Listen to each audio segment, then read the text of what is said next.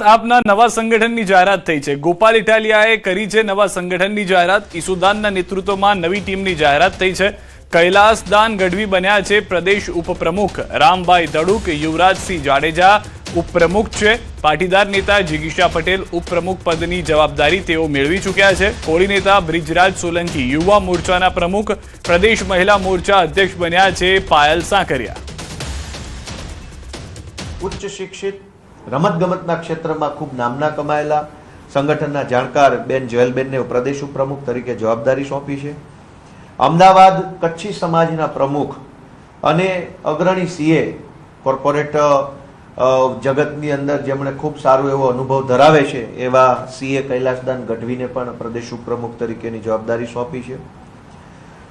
હા હું લડીશ એવો નારો આપનારા અમારા આમ આદમી પાર્ટીના પાયાના કાર્યકર્તા, ખૂબ જૂના સમયથી આમ આદમી પાર્ટી સાથે જોડાઈ દક્ષિણ ગુજરાતમાં સંગઠન મજબૂત કરવાનું કામ જેમણે કર્યું છે અને 2022ની ચૂંટણીમાં કામરેજ મત વિસ્તારમાં 1 લાખ કરતાં પણ વધુ મત મેળવીને જેમણે ડંકો વગાડ્યો છે એવા શ્રી રામભાઈ દડુકને પ્રદેશ ઉપપ્રમુખ તરીકે સ્થાન આપવામાં આવે છે।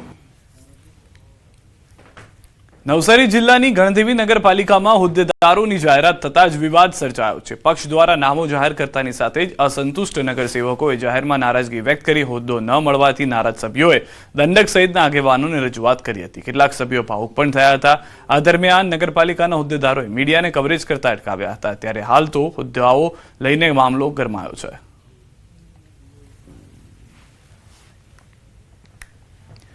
અમદાવાદની સમાચાર। નીટ પેપર લીક મામલે વિરોધ યુથ કોંગ્રેસ દ્વારા નોંધાવવામાં આવ્યો છે વિરોધ। સિવિલ હોસ્પિટલમાં કેમ્પસ ખાતે દેખાવો કરવામાં આવ્યા। યુથ કોંગ્રેસ દ્વારા વિરોધ પ્રદર્શન બસ પર ચડીને કરવામાં આવ્યો છે। વિરોધ પ્રદર્શન દ્રશ્યોમાં પણ આપ જોઈ રહ્યા છો જે નીટની પરીક્ષા પેપર રદ થવાને કારણે મોકૂફ રાખવી પડી હતી। રદ કર્યા બાદ ફરીથી નવી તારીખો જાહેર થઈ હતી। વધુ માહિતી ન્યૂઝ 18 સંવાદદાતા પ્રણવ પાસેથી મેળવીશું। પ્રણવ, કોંગ્રેસનો આ વિરોધ છે, સમર્થનમાં આવ્યા છે વિદ્યાર્થીઓના, શું વધુ જાણકારી? ચોક્કસ કહી શકાય પેપર સમગ્ર દેશમાં પડતા પડ્યા છે। આખો વિદ્યાર્થીઓના પર સૌથી મોટો ક્વેશ્ચન માર્ક ઉભો થયો છે। યુથ કોંગ્રેસ દ્વારા સમગ્ર દેશની અંદર અલગ અલગ મોટા શહેરો છે તેમાં વિરોધ પ્રદર્શન કરવામાં આવી રહ્યા છે। અમદાવાદ શહેરના બીજે મેડિકલ કેમ્પસની બહાર કોંગ્રેસના કાર્યકર્તાઓ દ્વારા કરવામાં આવ્યા હતા અને તેમાં દેખાવો સાથે બેઠક સમય દરમિયાન પોલીસ દ્વારા તમામ કરવામાં આવી છે। તમામ ભાઈભાગ હેઠળ ચોક્કસ તમામ લોકો માંગ કરી રહ્યા છે સરકાર રાજીનામું આપે સાથે કડક કાર્યવાહી કરી રહ્યા છે। જી પ્રણવ, આભાર સમગ્ર માહિતી બદલ। તો હાલમાં જે રીતે પ્રણવે પણ જણાવ્યું છે સમર્થનમાં આવ્યા છે વિદ્યાર્થીઓના અને વિરોધ પ્રદર્શન કરી રહ્યા છે।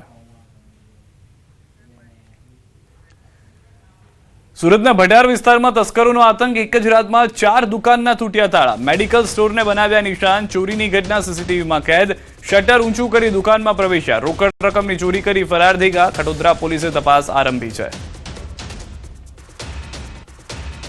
ચોરીની ઘટના સીસીટીવીમાં કેદ થઈ છે। દ્રશ્યોમાં પણ આપ જોઈ રહ્યા છો 1, 2 નહીં 4 દુકાનની અંદર આ ઘૂસ્યા હતા।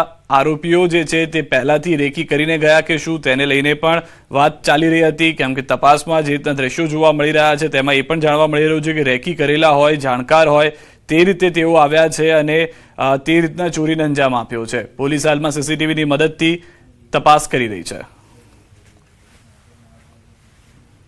મોરબી દુષ્કર્મ મામલે રાષ્ટ્રીય મહિલા આયોગે માંગ્યો છે રિપોર્ટ। રાજ્ય સરકાર પાસે 1 સપ્તાહમાં રિપોર્ટ માંગાયો છે। ડીજીપી અને મુખ્ય સચિવને તાત્કાલિક અહેવાલ આપવા આદેશ કર્યા છે। ભાડાના બદલામાં મકાન માલિકે આચર્યું હતું કૃત્ય। પિતાએ જ સગીર દીકરીનો સોદો કર્યો હોવાનો થયો હતો ખુલાસો। મોરબી દુષ્કર્મ મામલે હવે રાષ્ટ્રીય મહિલા આયોગે પણ ઝંપલાવ્યું છે અને સગીરાના યૌન શોષણ મામલે રિપોર્ટ માંગવામાં આવ્યો છે। આ સમગ્ર મામલાની ગંભીરતાને જોતા રાજ્ય સરકાર પાસે 1 સપ્તાહમાં રિપોર્ટ માંગવામાં આવ્યો છે। ભાડાના બદલામાં મકાન માલિકે ભાડુઆતની પત્ની અને સગીર દીકરી સાથે દુષ્કર્મ આચર્યું હતું અને દીકરીના પિતાએ પણ પોતાની દીકરી અને પત્ની મકાન માલિકને સોંપી દીધી હતી। મકાન ભાડાના બદલામાં સગીરાના શોષણના આરોપ બાદ તંત્ર દોડતું થયું। મોરબી દુષ્કર્મ કેસમાં હવે NCW એક્શન મોડમાં છે। આ સમગ્ર મામલે ગુજરાતના ડીજીપી અને મુખ્ય સચિવને તાત્કાલિક અહેવાલ આપવા આદેશ કરાયા છે।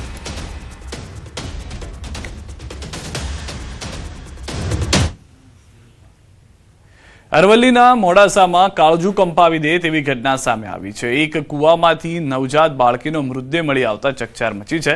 આ સમગ્ર ઘટનામાં પોલીસે તપાસનો ધમધમાટ શરૂ કરતા સમગ્ર મામલો હવે જોવા મળી રહ્યો છે। સમગ્ર ઘટનામાં સામે આવ્યું કે લગ્ન પહેલા માતા બની જતા યુવતી અને તેની માતાએ આબરૂ જવાની બીકે રાત્રે પ્રસૂતિ કરાવ્યા બાદ આ પાપ આચર્યું હતું। માસૂમ નવજાત શિશુને લાલ કપડામાં લપેટીને ઘરની બાજુમાં આવેલ કૂવામાં ફેંકી દીધું હતું। પોલીસે આ કળયુગી માતા અને નાની બંનેની ધરપકડ કરીને કાયદાકીય કાર્યવાહી હાથ ધરી છે। મોડાસા ટાઉન પોલીસ સ્ટેશન વિસ્તારમાં આવેલા પહાડ રોડ પાસે માજુમ જળ સોસાયટી છે અને બાજુમાં આવેલ કૂવામાંથી એક નવજાત બાળકનો મૃતદેહ મળી આવે છે। અનુસંધાને મોડાસા ટાઉન પોલીસ સ્ટેશન ખાતે ગુનો રજીસ્ટર કરવામાં આવેલો અને ગુનો રજીસ્ટર થયા બાદ police inspector Shri R D Chaudhary દ્વારા જુદી જુદી ટીમો બનાવવામાં આવેલી। ટેકનિકલ ડેટા અને જે હ્યુમન ઇન્ટેલિજન્સથી માહિતી મેળવવાનું શરૂ કરવામાં આવે। રાજકોટ સગીર વયની દીકરી માટે સોશિયલ મીડિયા ખતરો સાબિત થયું છે। 14 વર્ષીય સગીરા સાથે ગેંગરેપની બની ઘટના ભક્તિનગર પોલીસ સ્ટેશનમાં ગુનો દાખલ। ભોગ બનનારની સગીર વયની બહેનપણી સહિત 8 સામે ફરિયાદ। કુખ્યાત મિહિર કુંગસિયા સહિત 8 વિરુદ્ધ ફરિયાદ થઈ છે। સગીરા સાથે કારમાં 1 કલાકમાં 3 વ્યક્તિઓએ આચર્યું કૃત્ય। પોલીસે 4 આરોપીઓને સકંજામાં લીધા। સોશિયલ મીડિયાના માધ્યમથી સગીરા આરોપીઓના સંપર્કમાં આવી હતી। આરોપીઓની ઓળખ ભોગ બનનારને તેની સગીર વયની બહેનપણીએ કરાવી હતી। હાલમાં જે જાણકારી છે તે પ્રમાણે રાજકોટની અંદર આ સમગ્ર ઘટનાએ ચકચાર મચાવી દીધી છે। વધુ માહિતી ન્યૂઝ 18 સંવાદદાતા અંકિત પાસેથી મેળવીશું। અંકિત, ફરી એક વખત સોશિયલ મીડિયા જે છે તે ટ્રેપનું સાધન બન્યું છે। એક સગીર વયની દીકરી સાથે આ રીતના દુષ્કર્મ આચરવામાં આવ્યું છે, શું વધુ જાણકારી? ચોક્કસથી સિદ્ધાર્થ, વાત કરવામાં આવે તો રાજકોટ ગ્રામ્ય બાદ રાજકોટ શહેરમાં પણ સગીર વયની દીકરીઓ માટે સોશિયલ મીડિયા છે તે ખતરારૂપ બન્યું હોવાની ઘટના સામે આવી છે। રાજકોટ શહેરના ભક્તિનગર પોલીસ સ્ટેશન વિસ્તારમાં રહેતી 14 વર્ષીય સગીરા દ્વારા પોતાની સગીર વયની બેનપણી તેમજ ડેવિલ ઉર્ફે સાહિલ ઉર્ફે ઝેરી તેમજ કુખ્યાત મિહિર કુગસિયા કે જે અગાઉ 3 વખત રાજકોટ શહેર પોલીસ દ્વારા ઝડપાઈ ચૂક્યો છે। મિહિર કુગસિયા છે તે પોતાની ઓળખ છે તે પોલીસ તરીકે આપતો હતો અને નકલી પોલીસ બનીને લોકો સાથે ઠગાઈ કરતો હોવાનું છે તે પણ સામે આવ્યું છે। સાથોસાથ રજાક ઠેબા, ધવલ, આસિફ શાહદાર તેમજ સુલતાન ચવાણ સહિતના વ્યક્તિઓ વિરુદ્ધ છે તે પોલીસ ફરિયાદ છે તે નોંધાવવામાં આવી છે અને પોલીસ દ્વારા 4 જેટલા વ્યક્તિઓની છે તે હાલ અત્યારે ધરપકડ કરી લેવામાં આવી છે। સગીરા દ્વારા જણાવવામાં આવ્યું છે કે 15 માર્ચ 2026 થી લઈ 16 મે 2026 દરમિયાન તેણીની સાથે સોરઠિયાવાડીના બગીચા ખાતે સાથોસાથ જંગલેશ્વર વિસ્તારમાં તેમજ બસ સ્ટેશનની પાછળ આવેલી 2 જેટલી હોટલમાં તેમજ બસ સ્ટેશનમાં આવેલી હોટલ સહિતના સ્થળોએ આરોપીઓ દ્વારા દુષ્કૃત્ય છે તે પણ આચરવામાં આવ્યું હતું। સાથોસાથ માત્ર 1 જ કલાકની અંદર 3 જેટલા આરોપીઓએ વારાફરતી તેણીની સાથે કારની અંદર દુષ્કર્મ આચર્યું હોવાની ફરિયાદ છે તે નોંધાઈ છે। જી આભાર સમગ્ર માહિતી બદલ। તો હાલમાં જે વ્યક્તિઓ છે તેને લઈને વધુ પૂછપરછ પોલીસ પણ કરશે। ગુજરાત એટીએસ તપાસ એજન્સીઓને ડાર્ક વેબ, ડ્રગ્સ અને ક્રિપ્ટોકરન્સી સાથે જોડાયેલા આંતરરાષ્ટ્રીય નેટવર્કનો મોટો પર્દાફાશ કરવામાં સફળતા મળી છે। તપાસ દરમિયાન અંદાજે 226 કરોડ રૂપિયાના શંકાસ્પદ ક્રિપ્ટો વ્યવહારો સામે આવ્યા છે। તપાસમાં ઈરાન, યમન, ઇઝરાયલ, અમેરિકા અને રશિયાની પ્રતિબંધિત સંસ્થાઓ સાથે નાણાકીય વ્યવહારોના પુરાવા મળ્યા છે। શંકાસ્પદ આઈપીઓ ધ્યાને આવ્યા।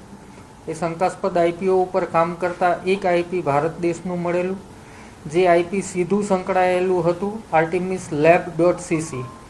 આ ડાર્ક વેબ અને ઓનલાઈન ડ્રગ્સનો ખૂબ મોટો કારોબાર કરે છે અને વિશ્વ આખામાં કુખ્યાત છે। એનું ફંડિંગ અમદાવાદના એક ક્રિપ્ટો વોલેટમાં આવેલ હોવાનું જણાયું। આ ક્રિપ્ટો વોલેટ જે છે મોહસિન મુલાની નામના વ્યક્તિનું હતું। મોહસિન મુલાનીના નાણાકીય ક્રિપ્ટોના વ્યવહારો તપાસ કરતા अन्य 9 જેટલા ક્રિપ્ટો વોલેટ ધ્યાનમાં આવેલા, જે મોહસિન મૌલાની, મોહમ્મદ ઝુબેર, પોપટિયા સહિત અનેક આરોપીઓના ક્રિપ્ટો વોલેટમાં શંકાસ્પદ ટ્રાન્ઝેક્શન જોવા મળ્યા। મોનેરો જેવી ટ્રેસ ન કરી શકાય તેવી ક્રિપ્ટોકરન્સીનો ઉપયોગ કરીને કરોડો રૂપિયાના ગુપ્ત વ્યવહારો કરાયા હોવાનું સામે આવ્યું છે। આમ આ લોકોના વોલેટ અલગ અલગ ક્રાઇમ સિન્ડિકેટ, ટેરર નેટવર્ક અને ડ્રગ સિન્ડિકેટ સાથે જોડાયેલા હતા। આ લોકો પૈસા મેળવતા એ ડર્ટી ક્રિપ્ટોને કન્વર્ટ કરીને મોકલતા હતા। અમદાવાદથી સમાચાર હાલમાં કે જે રીતની ઘટના જોવા મળી રહી હતી તે પ્રમાણે સફળતા મળી છે। વધુ એક અન્ય સમાચાર પણ અમદાવાદથી કે જ્યાં આગળ 5 કલાક